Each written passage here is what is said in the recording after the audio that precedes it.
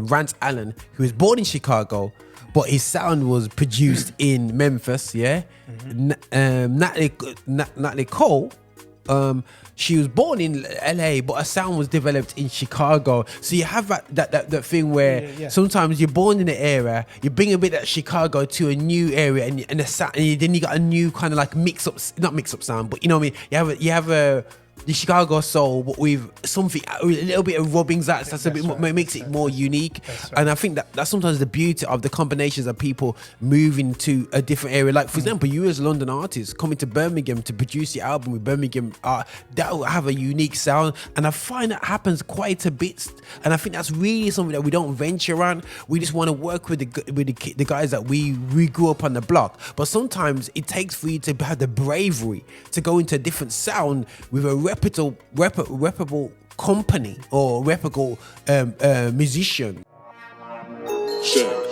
Affinity Extra, be extra. The views and opinions expressed in this podcast are personal and do not necessarily represent the views of Affinity Extra. Yeah. People, this is Boy here, Roger Moore from Affinity Extra, to celebrate gospel music of Black origin. But one of them more maybe controversial thing for that I kind of do, which is a study into the history of Black music. The reason why it might be controversial, as people in church, we don't really want to mess about with the secular stuff. That's not of us, but as I said before, I want to iterate this. This is about understanding successful models for Black music, because looking at the Christian world and hoping and that things change hasn't really worked out for us, to be honest, because unfortunately the struggle of being Black seems to be a common denominator throughout the music industry, and the colleagues in the secular scene has got over that, and unfortunately hoping for that brighter day, or literally what we do as Black Christians say is going to be better in heaven, hasn't helped the next generation of expression, and we're losing young people because we don't have enough great music. And we are the kings when it comes to queens of music in the world. You know, a little island at Jamaica produces Bob Marley. I ain't seen no little anything producing amazing artists that you know, slang, say man wagwan, and all these things has been part of the culture of grime. So when you see youths that come from not from the Caribbean, talking that way, white and now South African descent, utilizing the phraseologies that have been from the Caribbean, small islands in the Caribbean that barely, my mom's from St. Kitts, there's only 40,000 people on the island. So these guys are setting a sound and a lingo which has influenced the world. So when people go refer to people, you know what I mean, they say, wagwan blood, you know what I'm saying, that's our lingo. So that's the influence that we have in the world, the Usain Bolts of the world, the amazing things that the Jamaican, it seems to be trending to be in Jamaican colours right now with the even football team. So we're on that, guys. We're on that, guys. Yeah. But listen, we're here celebrating this music. We looked at Chicago women, female singers. We've done a great job of that, I believe. And now we've done two parts of that. Now, I should have double checked with Kevin before. He's up in Birmingham. Because we've been doing some recordings and so on. So you'll know more about that in the future, the recounting project. So watch out for that still. But Kev, obviously we've done the women. We looked at before we've looked at Curtis Mayfield. Great people like that from Chicago. But we're doing a deep dive in Chicago now. So what we still to come, bro? You know, you mentioned arrangers and engineers and stuff. What are we doing in this one? What needs to be? What we need to touch base on? We're basically concluding, in most respect, the ladies who came out of the Chicago Musical Workshop. We've got more to do. Yes, not much. Okay, cool. We're in the 70s now. We just, of course. Oh my goodness! Yeah. Okay, cool. Yeah. Although we dealt with Barbara Acklins with the famous song "Love Makes a Woman." She also wrote some classical hits. You know. Yeah. For the Shy Lights, for a instrumental group called Soulful Shuff, shuffle, and so forth. So she's actually I regard as a female songwriter. She started out as a receptionist at the Brunswick label, and then end up writing a song, Whisper, for the late Jackie Wilson. That was a big hit. Okay. And then that led on to her having a recording contract where she did Love Makes a Woman, which was a million seller and an R&B number 3. It was a monster. Okay, and cool. then she wrote the classical first number 1 for the Charlottes called Haven't You Seen Her? Okay. Co-wrote with Eugene Record, the songwriter and lead vocalist and the producer at Brunswick. And so that led on to other females around that same time, like Barbara Mason, who did 2 tracks with Curtis Mayfield. The one she wrote, Can You Be With the One That You Love? You Can Be With the One That You Don't Love. You know, where she did that with Curtis Mayfield, and Give Me Your Love, which was a R&B number 9 track. Wow. Yeah. So ultimately, we got so guys, if you've been checking us out, we've looked at the impact of the women in the 60s. We looked at the impact of the women from Chicago in the 60s. And now we're looking at the almost the children of the 50s kids coming through in the 70s. Yeah.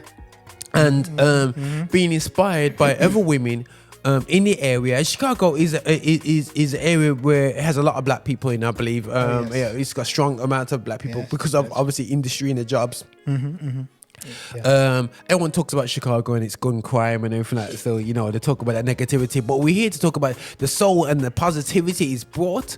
And we don't want to go into the fact that basically, you know, the Americans kind of really put drugs and stuff in the areas, but we don't want to talk about the FBI's all the controversial stuff. You just go and watch some of the programs on TV and stuff. But so we're looking at the women in the 70s now. Did you find were they doing bigger numbers in the 60s? Well, that is... or 60s was the hate. Was 60s like the time that was their time? You know what I mean? And it was like the wind. That was the wind down that nobody else came out of Chicago. But out of this revival of not revival, this launch of women in the 50s going into the 60s and going up, did it kind of start to taper out?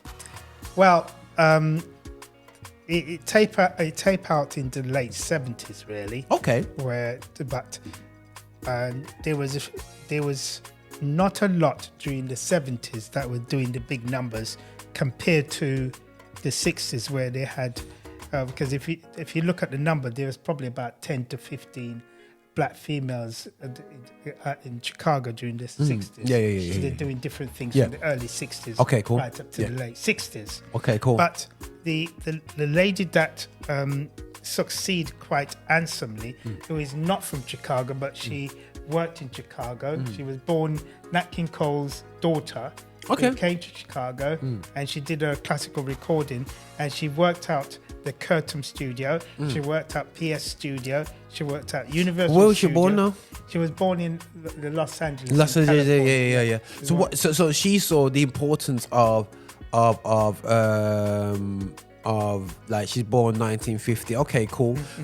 She saw the importance of that sound, that sort of Chicago. She Yes. Okay. It didn't have partly to do with her as such, although it did with her manager Kevin, but who linked her up with a production team. Okay. That eventually brought success for her, because she was so successful that she won Grammy Awards. Right, for her songs. Okay, they were that good. Okay, I might have to check it out. But Natalie Cole, that is? Yes. Yeah. Natalie Okay, Cole cool. Albums on Capitol Records. The first cool. set of solo recordings. Yeah. Received the Grammy Awards. Yes. Okay, so I think this is a weird thing when we're going through these cities, guys. You know, one recognizing that like the likes of goodness sake, it's gone off my mind. Rance Allen, who was born in Chicago, but his sound was produced in Memphis. Yeah. Natalie Cole. she was born in LA, but her sound was developed in Chicago. So you have that thing where sometimes you're born in the area, you bring a bit of Chicago to a new area, and then you got a new kind of like not mix up sound, but you know what I mean. You have the Chicago soul, but with something, a little bit of rubbings that's a bit more, makes it more unique. And I think that's sometimes the beauty of the combinations of people moving to a different area. Like for example, you as a London artist coming to Birmingham to produce your album with Birmingham art, that will have a unique sound. And I find that happens quite a bit. And I think that's really something that we don't venture on. We just want to work with the guys that we grew up on the block. But sometimes it takes for you to have the bravery to go into a different sound with a reputable company or reputable musicians to do something different. And I think that's what I think in our community, in the gospel community, we don't do enough. I know we're loyal to our crew, I get it, you know what I'm saying, but sometimes you have to take yourself out of the comfort zone, go into an area that has produced and been around greatness to get to that next level. Yes, a lot of artists have experienced that. That kind of situation where it's just like with Vanessa Williams. Vanessa Williams had her first #1 and major record with produced in Philadelphia. You know. Okay, yeah. So just to give you an idea that she's not from there originally, but she had her first hit. From there. So the same thing with Natalie Cole, not from Chicago originally. But her husband is from there, who she married. He was part of the gospel experience. Oh, who's husband? I can't remember him offhand. Okay, so he's a gospel guy. Yes, he comes from the gospel experience. Yes. Okay, cool. Natalie Cole's husband, come from the that experience. Cool. And he actually was very much instrumental in actually working with James Cleveland and so forth. Okay, cool. He brought that gospel. He brought that gospel flavor to Natalie Cole's compositions. Okay. This will be you can hear it. Yeah. Gospel experience. Yeah. Okay, does that make sense? Yeah. No. Makes sense. I'm just checking out. She's done. One second. It's this woman's on a lot of albums. Of course, she did a lot of albums right up to into the 2000s. Before she died. Yeah, she did quite a bit of albums. Very prolific. She was very prolific. Yeah. Oh yeah. She's worked with a lot of major producers over the years. Yeah. And the thing is, it's sad, you know. Obviously, you know, she had a bit of a rough time, you know, with drugs and stuff like that. Addiction and stuff like that. And a lot of multiple divorces. Yeah. She divorced her first husband, who helped her, brought her to fame. And he died a couple of years afterwards. I think it was an heart attack. Another key people that is very interesting to Chicago Stand is the Katie Awood Singers, who were the major backup female vocalists in Chicago. They worked on a lot of the gospel recordings that came out of the city.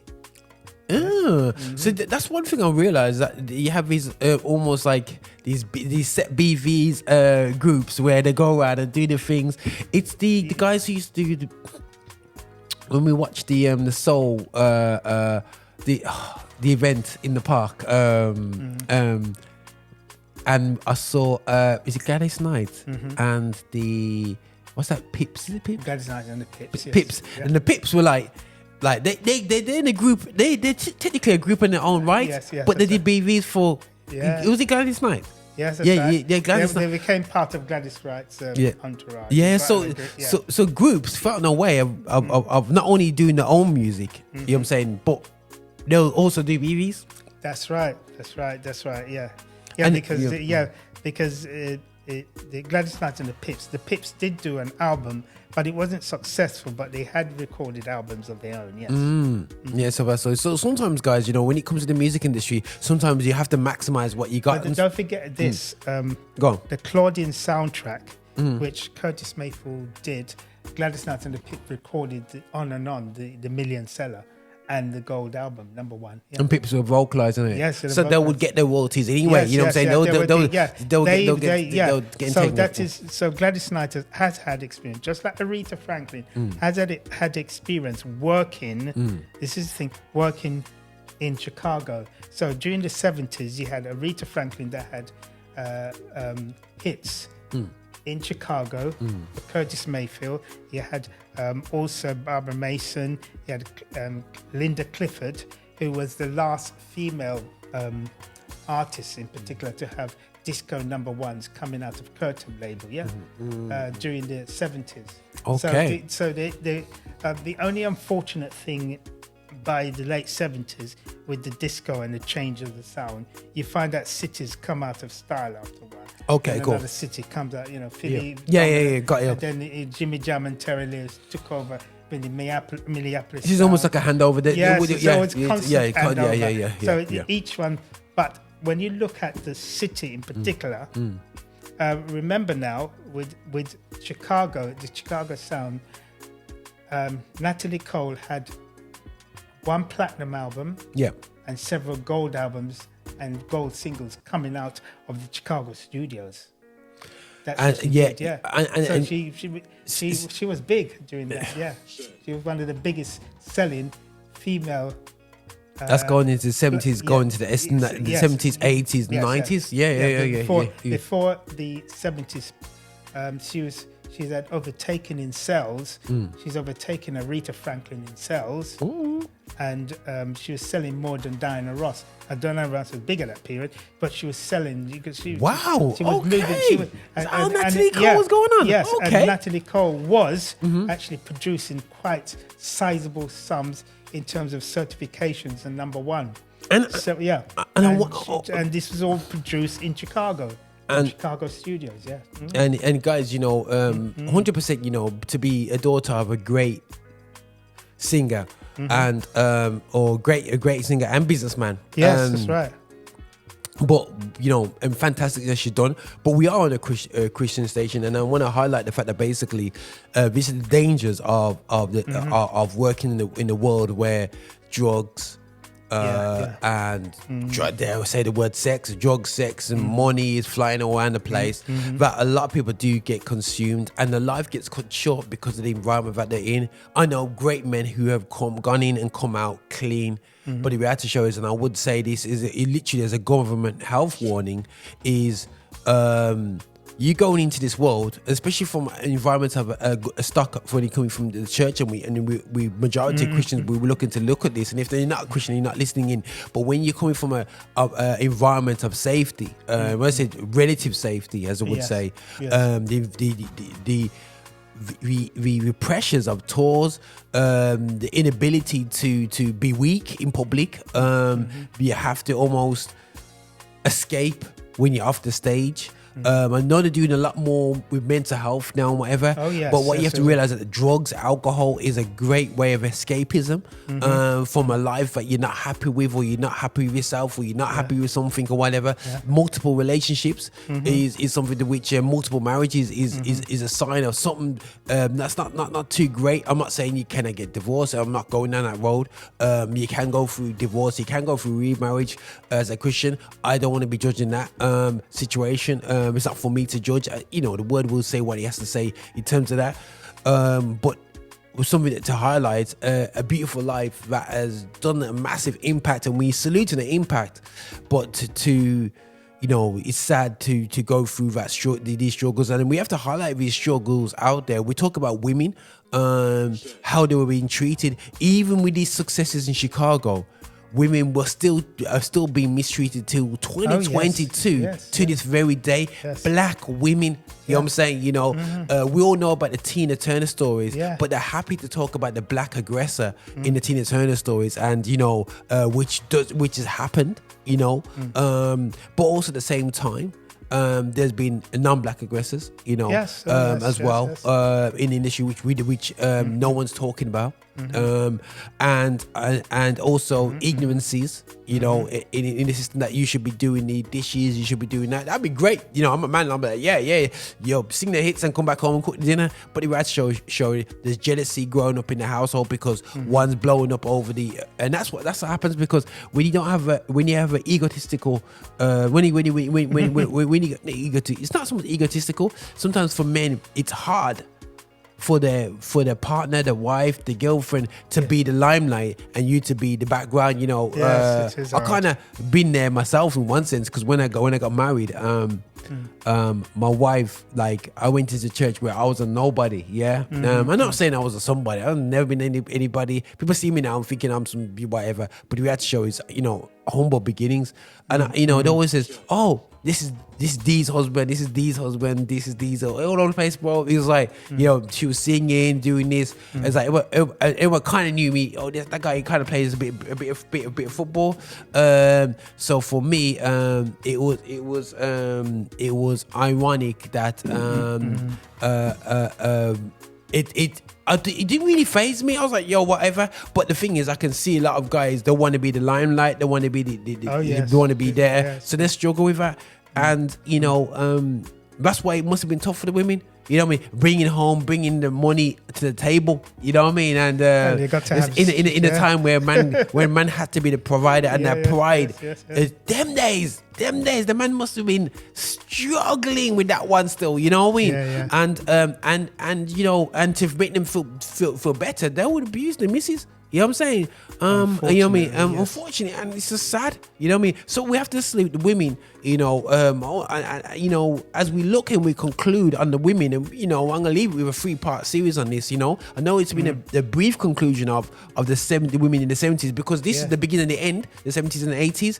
But we have to salute the women from the 50s, the 60s in Chicago, and the 70s, coming out of an oppressive culture. You know what I mean? Because I mean, the early 60s, you had Etta James recording that track At Last, which has now become a track used in advertisement. Yes. And the same thing, Rescue Me by Fontella Bass, which is used as also as a what you call advertisement and soundtrack on recording. You got Linda Creed, who was quite big during the late 70s and one of the disco queens. Linda Creed, who was signed to Curtin label. Curtis Mayfield label. Yeah, she was one of the biggest disco queens of the late 70s. Recording in Chicago. Wow. Oh yes. And so you had all these people. Think about it. All these people are going to mention Johnny Pate. We're gonna get to the Rangers and stuff. We're gonna do we're gonna do that, but we just want to whet your appetite. Richard Toff and Charles Stepney, Tom Washington, it goes against what I'm saying. and Eugene Records. I just giving you. We're gonna get in the next part, because I think it's important that we pay homage to these guys and we highlight this area. But 100% to the women. From the Barbara Masons. Barbara must be a popular name in Chicago. Barbara Acklin. You know what I'm saying? You know what I'm saying? You got Natalie Cole. You know what I'm saying? You know, so you got the Jones Girls. You have the Symphonics. All these Jude. What's it? You got the Jones Girls. I recognize that name. Is that the Jones Girls that was popular with Nights Over Egypt? They started out in Chicago first on the Curtin label. Yeah, they started. Oh yes. So the Jones Girls, isn't that the girl? The girl groups. Yeah, the girl groups who did Nights Over Egypt in Philly. Okay. Yeah. Is that the group that went over to Philly? They were like who was the group that was the prelude for Unrogue Them? Was it the Jones Girls? Was it the Jones Girls? Yeah, they were the Jones Girls were the prelude for them and the Supremes. The Jones Girls was the prelude for the En Vogue, because they have the same style. They created that. That's what I'm saying. For Jones Girls, I was thinking of them actually. So they're from they're from Detroit. Okay, cool. So, but they went across the pond to go work in Chicago. Eventually, they got big when they went to Philly. Okay. Got you. Wow. But they got built up by the Chicago Soul. Cool. Chicago Soul. Because So there we are there. they were backing up Linda Clifford on a recording. There were background vocals on many of This is what I remember you mentioned before about they were doing like background vocals and so on. That's right. Wow. Wow. And then they end up doing background vocals in Philly for Teddy. Yeah, man. Look at them, man. They're looking like guys. I'm looking at a picture now. Of these girls, man. Women. Listen, man. Beautiful them women. pose come like SWV and all Jade. Gorgeous, they got very gorgeous. They pose like African Holland. Yo, these are back in the day. Yeah, Jeez. That is the 70s look, bro. I was born in the 70s, man. I was like, boy, go on, sister. But now, absolutely fantastic. And you know, so guys, you can check out this stuff. Again, this is for you to research. This is for you to go to the book that's coming out. Is it coming out? It's coming out 3 weeks time. It's coming out. Yeah, soon. So we're going to be pointing to that, so you can you can go to all the you can just put that Kevin Tomlin in Amazon and you'll find him out there still. So do research and do follow up on that still. But definitely, Kevin, thanks for that. And I think that guys, we want to salute the women. I think of Chicago Soul, and we're not saying women never came out to other cities. We're just saluting what they've done, and it's a uniqueness of having such a big hub with a lot of successful women artists in the 50s, 60s, and 70s. It was amazing. Basically more the 60s, where they had a massive influx. Leon Chess realized that the potential of female recording artists, although some of them didn't do very well. They were there briefly for a time, but they left such a legacy and impact. Yeah. And you know, the rest is history. Yeah, that's cool. But Etta James did quite phenomenally well. In Chicago, she had a few big hits. She still has. She's selling quite well around the world. Chicago stuff, you know. Yeah. No, I hear that. No, 100%. No. Definitely. Guys, you know, thanks again, Kevin, for going through this and highlighting the women there still. Yeah, but listen, we're celebrating women here on the Phoenix Extras, bringing gospel music of black origin. You know what I'm saying? With the origins, we celebrate that, man. 100%. We're celebrating black music history out there still, and this is how we do it, man. This is how we do it. Nothing but love, people.